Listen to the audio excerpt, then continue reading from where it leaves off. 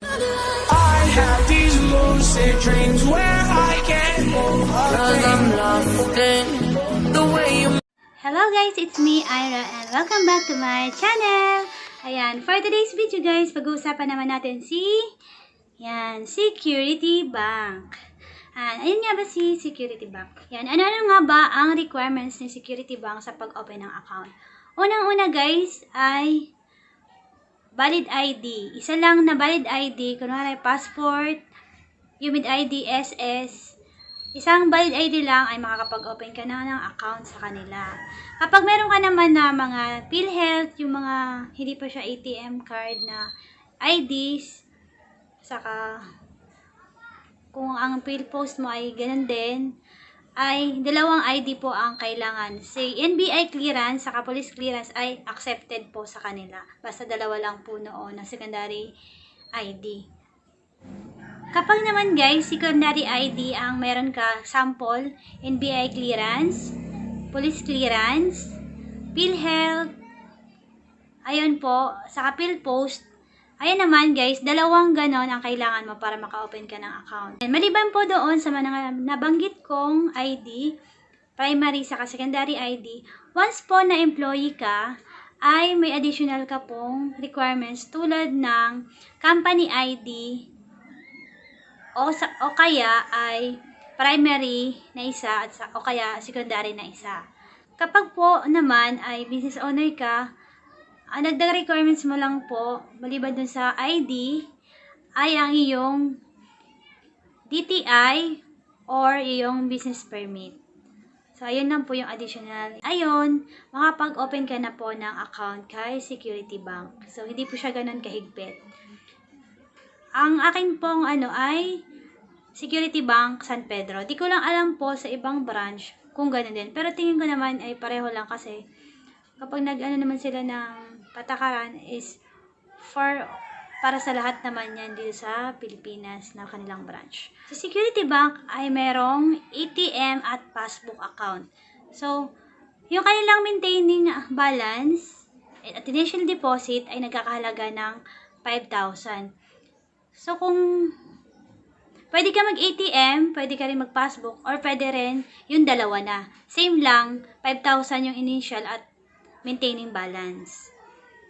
At meron din siya guys na all access account.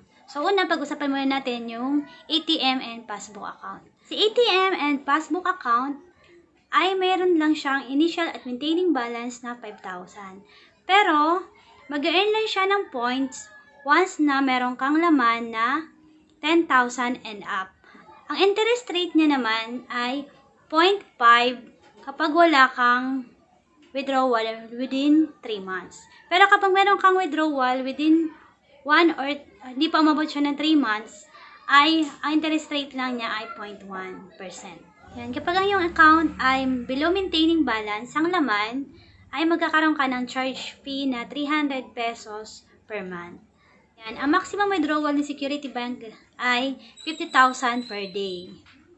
So, not bad na siya. Kasi yung ibang bank, 20,000 lang o kaya 30,000 lang per day. Pero sa Security Bank, hindi mo na siya kailangang i-register pa para makapag-withdraw ka ng 50,000 per day. So, yung ibang bank kasi guys, ay kailangan pang i-register. Maliban sa ATM and passbook account ni Security Bank, ay meron din siyang all access account. So, ba't nga ba siya sinabi na all access? Kasi guys, meron siyang ATM. Yan. Meron siyang passbook. At meron siyang checking account. So, ayun. Tatlo kasi ang meron siya. All-in-one na siya.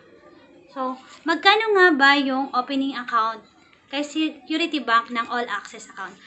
Nagkakalaga siya guys ng 25,000 pesos. So, ito, 3-in-1 na siya. Meron ka na lahat nito. So, ito pwede mo i-issue sa kapag purchase ka, kapag may business ka. So, pwede mo na itong i-issue. Hindi mo na kailangan ng cash dadalhin. Hindi mo na rin kailangan mag-withdraw, pumunta sa mga bangko. Sulat ka na lang dito at ayun, nabayad ka na. Ang application processing niya po ay nagtatagal lang ng 10 to 15 minutes, depende sa dami ng customer ng bangko. Then, ito po, ang kinagandahan lang dito ay meron kang insurance lifetime hanggat hindi mo pinapaklose ang iyong account. Kagandahan dito sa savings account na to ay meron siyang 3 times coverage insurance. So, kung kunwari meron tong laman na 50,000, so may insurance siya coverage na 150,000. Life insurance po yon. So, hanggat hindi mo pinapaklose ang iyong account, ibig sabihin meron kang existing account sa kanila, ay yun po ang na-avail mo at yun po ang inyong insurance coverage. Once naman na below maintaining ang laman ng iyong account, ay mag-charge ka po ng 500 pesos. If ever naman na kailangan mo nang gamitin pera, i-close mo yung account na hindi pa siya 3 months, ay mag-charge ka naman ng kakalaga ng 300 pesos. Once pina-close mo ang iyong account nang hindi pa siya nagti 3 months. Saan nga ba magagamit ang inyong mga cheque? So, ito guys, napaka-convenient nito sa mga negosyante kasi yun nga, hindi mo na kailangan magdala ng pera. So, ito lang, mag-i-issue ka lang nito. Ayan, bayad ka na. So, ito na lang guys, pag below maintaining ang laman ng inyong account, ay mag-charge ka ng 500 pesos. Tapos guys, ito naman, kunwari may laman na 50,000 ang iyong savings account. So, ang maintaining nito 25,000. Pwede mo gamitin yun, 25,000 pesos doon para i-purchase. Tapos, yun, pag withdraw na, makikita mo doon kung kailan, yung date, nung kailan siya withdraw at yung oras, at saka yung check number na in-issue mo. So, kaya mamonitor mo kung na-withdraw na nung pinag-issuehan mo ng cheque, yung pera. Yan, ang kinagandahan guys, kay Security Bank, ayun, una-una sa staff nila, mabait yung mga staff nila doon. Tapos, hindi ganun ka dami yung kanyang requirements. Dito sa iba na meron pang picture, meron pang proof of billing, yun pinaka-latest pa nun. Tapos, pati yung ID, hindi ganun ka dami. Isa lang na valid ID ay pwede na. Tapos, kung secondary ID naman ang meron ka, pwede naman, basta dalawa. Sa iba kasi guys, hindi na nila ina-accept yung mga secondary ID. Tulad ng mga PhilHealth, ano pa ba yung mga yung mga ganong klase, hindi na na-accept yun. Pati yung police clearance, NBI, yung ibang bank, hindi na talaga nila ina-accept yun. Mga carbonized ID ay hindi na po nila tinatanggap. Pero sa Security Bank, tinatanggap po nila basta dalawa. At meron kang SSN TIN ID number. So, ayun po. Tapos yung nila, ang processing nila, ang bilis lang. Kahit yung all access account, ang kinuha mo ay abot lang ng 15 minutes, wala pa nga eh. Tapos, pati dun sa pagbabayad sa teller, ang bilis lang din. Kasi, ang ginagandahan guys sa Security Bank, hindi mo na siya kailangang i-manual.